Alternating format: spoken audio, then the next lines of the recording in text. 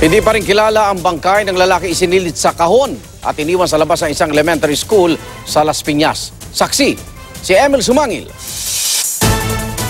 Inakala noong una na bomba ang laman ng balikbayan box nang makita pasado alas 4 na madaling araw sa gilid ng exit gate ng CAA Elementary School sa Las Piñas. Kaya agad itinawag sa Las Piñas Police ang kahina-hinalang package.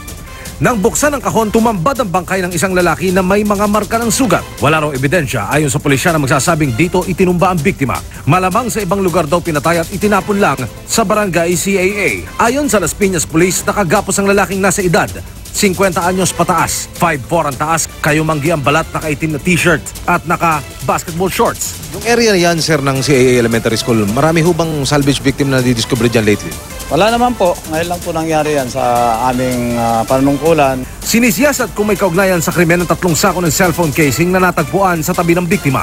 Ayon sa CAA Elementary School, hindi na-expose sa crime scene ang kanilang mga mag-aaral dahil hindi nila dito pinadaan ng mga estudyante na nakapasok na lahat habang nag-iimbestiga ang pulisya. Pero nababahala pa rin ang mga guro. Pati po yung ating feast zone area ay naapektuhan na po. So sana po gawan po natin ng paraan na hindi madama yung kabataan, pati po yung edukasyon ng mga kabataan. Kasi po dito nagmumula po yung ating pong mga magandang kinabukasan ng mga kabataan sa loob ng paaralan. Ako si Emil Sumangil, ang inyong saksi.